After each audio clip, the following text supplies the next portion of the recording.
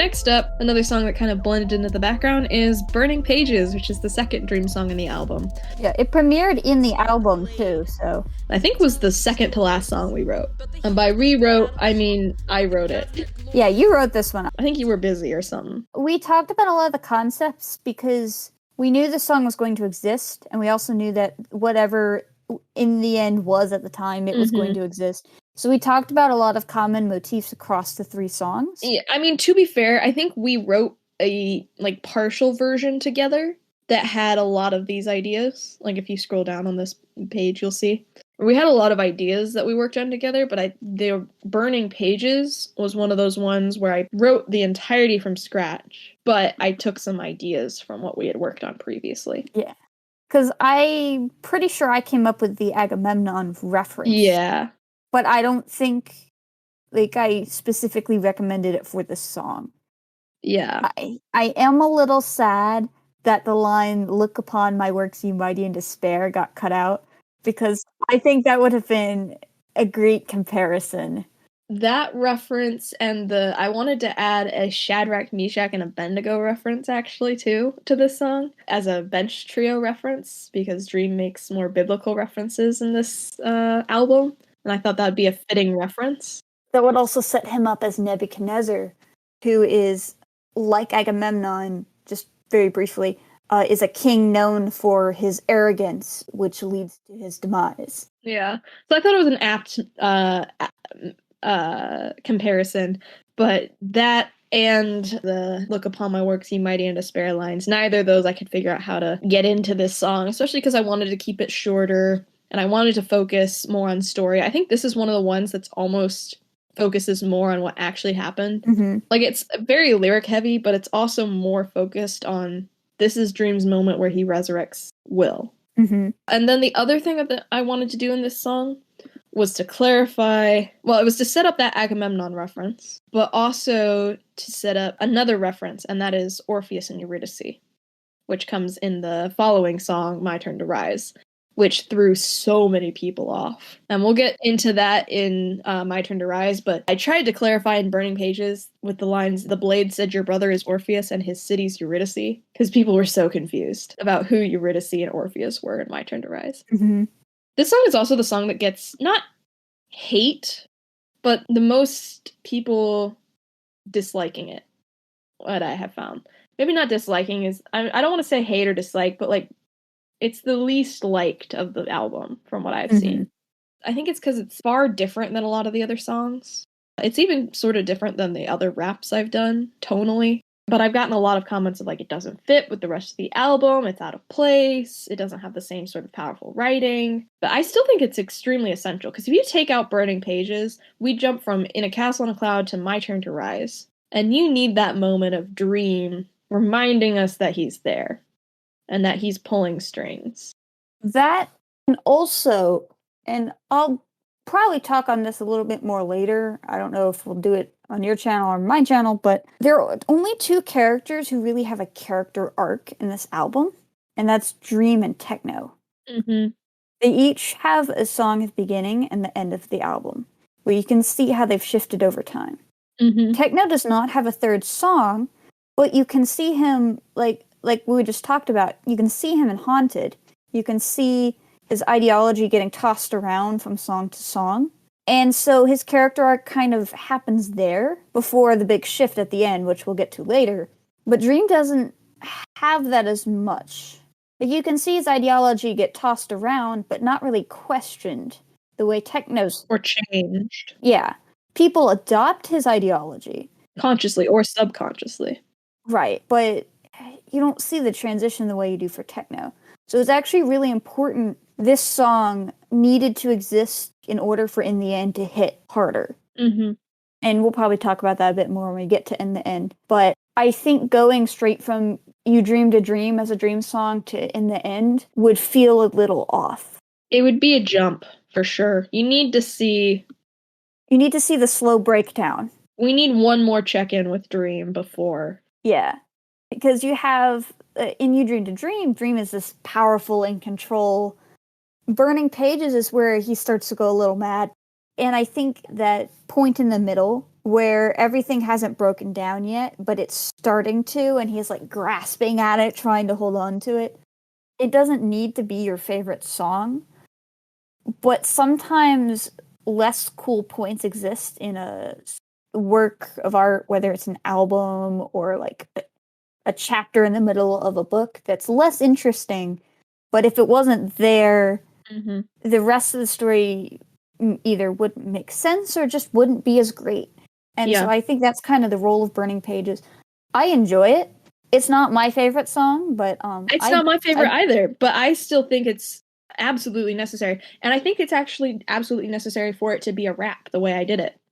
Because you could even argue, sure, have that moment, but maybe don't do it the way I did it. I think it had to be a rap. Because the rap, the speed of it, and just how many words you can shove into that amount of space. Like, it's a 2.5-minute song. It's the second shortest song in the album. But the amount of words you pack in just shows almost how desperate Dream is at this point to try and get his point across, and also how tense and how on the edge he's become being in prison. And I don't think he would have gotten that same vibe from any other style of music, or even if I'd done the rap in a different way. I feel like the style I did it just kind of captures what I was going for. I think that's actually something, I don't know about you, I personally learned from Derivacat. I've never been a fan of rap. I've never really liked it. I've never seen the draw of the genre. But when Revived came out, and I heard it, I was like, oh, okay, I can respect this. I can see how rap, because Derivacat has all those different genres of her music, and each character has a genre, and like that even influenced you. You went for a more jazzy version of Keep Me Alive because of the precedent she set for Quackity. Yeah, because of Casino Royale. Right. I remember you telling me, because you were going on about how hard jazz was, and I was like, well, then pick a different genre. And you're like, no, it has to be jazz. But that's something I learned about rap when Revived came out, was that the genre has a certain feel to it. And when you're trying to portray a certain character, that genre is really great for it. And that's kind of when I started learning that genre is actually really powerful. When you're writing fan music, the ability to switch between genre like that can really effectively nail down a character. And I don't know. A long time ago, wouldn't have been impressed with the rap, but I wasn't really impressed with In a Castle on a Cloud when it came out. Like, I remember. I thought it was cool. I was really impressed. But I was like, this isn't really my favorite song ever, which is fine. But I was kind of like, not really attracted to the rap. Yeah. I appreciated the poetry, but it just wasn't my genre. I can respect it now a lot more than I did. And I respect that song a lot more than I did. So. Yeah. I mean, I'll be honest, the way I learned the importance of genre is from Hamilton. I mean, fair enough. Like, there's just certain characters that don't rap that much in Hamilton. And they sound very different than the other characters that do rap more. I don't know. It's just very interesting. But yeah, I think it's, again, not my favorite, but I still think it's absolutely important, and I don't think it gets as much appreciation as maybe it should get. I'm not saying it has to be everyone's favorite song, but I just think it's interesting that people view it the way they do. Yeah. I'm also going to throw out, as far as clarifications go, we threw in the again and again here. We knew a long time ago that again and again was going to be Dream's motif. But I think the first time it actually shows up in songs that we put out was in My Turn to Rise. But even when writing My Turn to Rise, we knew that that was the Dream motif. And that's why we put it in there. We'll talk about that later. I think this song would have hit a little better just for the public if it had come out before My Turn to Rise. And realistically, that was just not going to happen the way we wrote songs and whatnot. But I think it would have had a different reception if that were the case. Yeah. Because a lot of the motifs in here, My Turn to Rise built upon. Exactly. Y'all just didn't know it yet because this song hadn't come out. That was one of those instances where we had it in our brains, but you couldn't see the bigger picture. Right. And so, like, this is another role of this song, is introducing the again and again motif. Even though it's added later, kind of at the end with the complete album, when you look at the ordering, that's what it does, is it introduces that kind of concept. And also, I'm just going to touch on this lightly, because we're going to talk about this a lot later. But it also introduces another idea that is vital to this album that you guys couldn't see yet.